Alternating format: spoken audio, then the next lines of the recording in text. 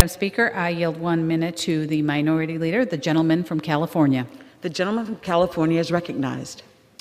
I thank the gentlelady for yielding time. Madam Speaker, I rise in opposition of today's rule. Madam Speaker, before I came here, I was listening to the debate.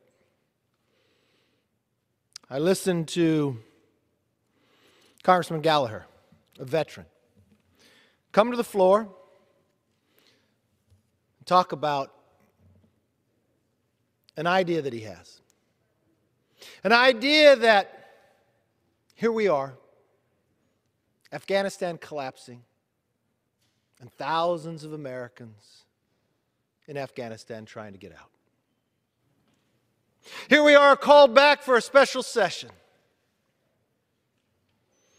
All his previous question would say is that we'd have to have a report every day on those Americans. That we wouldn't pick a timeline until the mission is finished, that people would be able to be brought back. As I listened to his passion speech, I waited for the response. I listened to my friend on the other side. He respects Mr. Gallagher, but he could not turn the floor over. Because if the floor was turned over to Republicans, instead of changing the election law, spending $5 trillion, they would put the American public first. God forbid we would do that. Madam Speaker, I heard the Democrat on the other side say we could not turn the floor over to Republicans to let the American public know how many Americans were there. Devastating, devastating to allow that to happen. This week, the House is in session for the first time since Kabul fell to the Taliban. What's happening in Afghanistan is a disaster for America's security and credibility. Not for just today, not for next week, but for decades to come. Other countries are questioning whether we have the resolve to honor our word because of the bungled withdrawal. President Biden magnified this damage over the past week by hiding at Camp David, delivering incoherent speeches, and reported to failing to contact a single foreign leader for 36 hours. Today, he signaled an unconditional surrender to the Taliban, promising to leave in just 7 days. We just had a classified briefing for all the members. I don't believe any member walking out of there believes in 7 days we could get the thousands of Americans out. That's why we can't relinquish the floor to the Republicans to actually get a report on it. Madam Speaker, the President's actions gave the impression of an incompetency and a declining power. This week we learned that the Taliban seized millions in U.S. weapons, making them stronger than they were 20 years ago. Madam Speaker, it is reported the Taliban now has more Black Hawk helicopters than Australia. Military missions should be dictated by our nation's interest, not by our enemies or arbitrary timelines. And right now, there's no greater national priority than getting our people home. But I just heard from the Democrat on the other side that we could not relinquish the floor to allow Mr. Gallagher, a veteran's previous question, to come up. Because that would be dealing with the nation's interest right now. No, we need to deal with the Democrats' priorities right now. And as I look around, I see our allies responding to this crisis with the seriousness it deserves. Madam Speaker, the Speaker called us back here. We're not the only body of power that's been called back. In Britain, Parliament returned from its summer's recess. You know what they're doing, though? Working on emergency session on this current situation to get their citizens home. In France, President Macron is trying to rally the UN Security Council.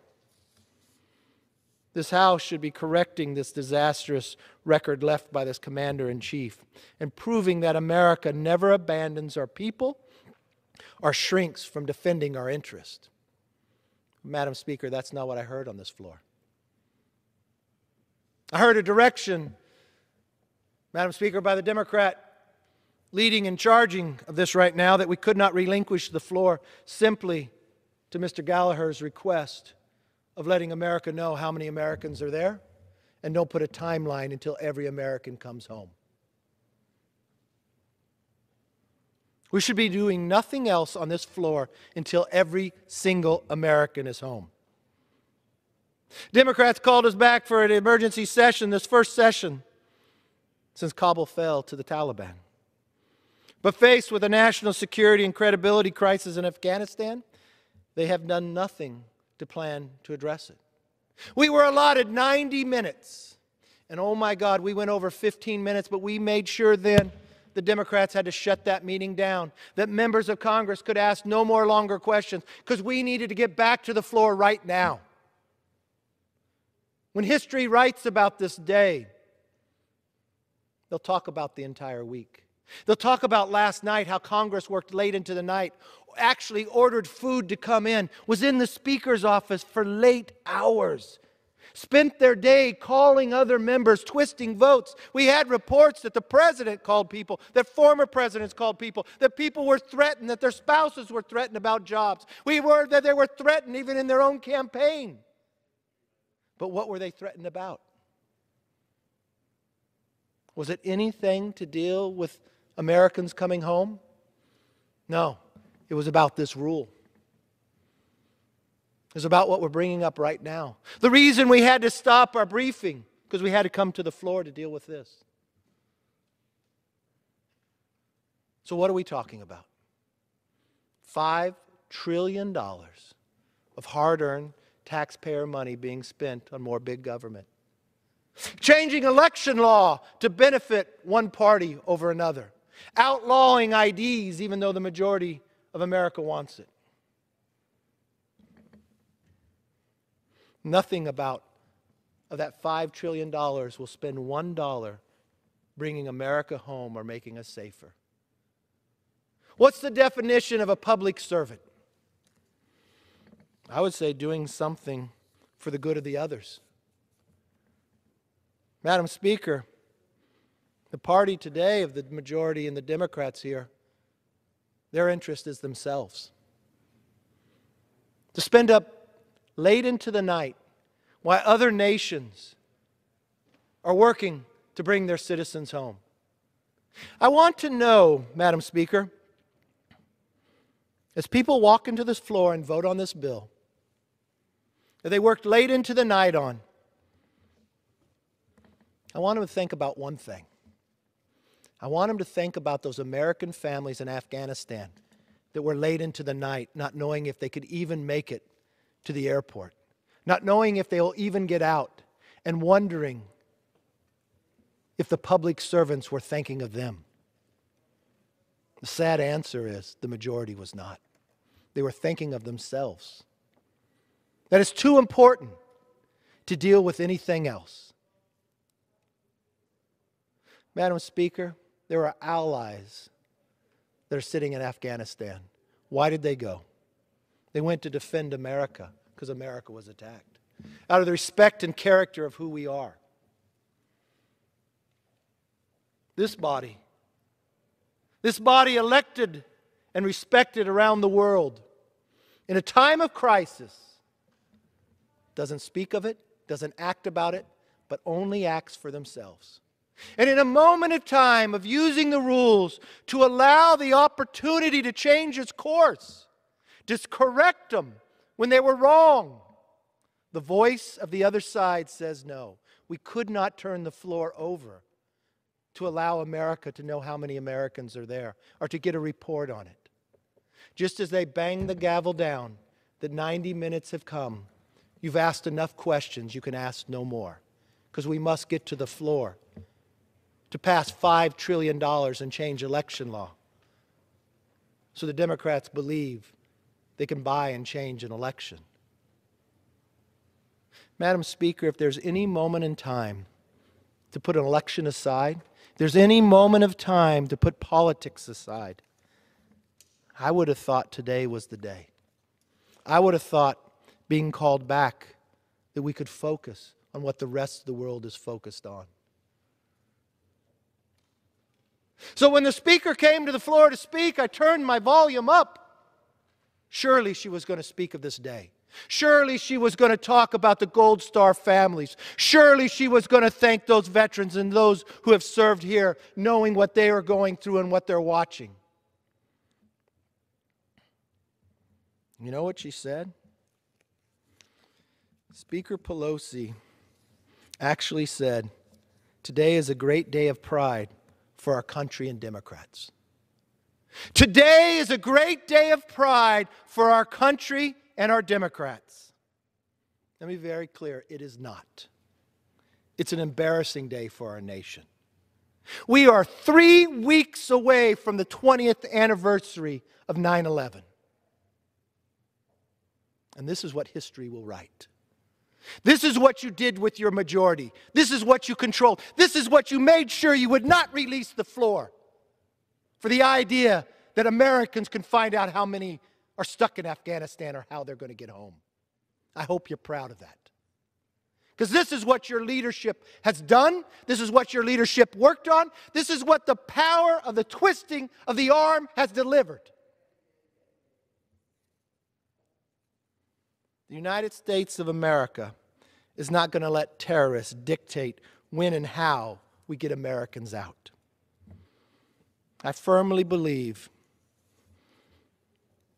in what has been said many times, and especially by Abraham Lincoln: government of the people, by the people, for the people shall not perish from earth. If you believe that too and you are watching, I ask that you pick up your phones and you call. Especially if you're a Democrat. Because I do not think the leadership here represents you with what they're asking for. I know your love of this country. I know the thousands upon thousands of Democrats who served their nation, who served in Afghanistan. I know those who Americans are in Afghanistan are not just of one party. I would like to see both parties work on the issue, what's really before us.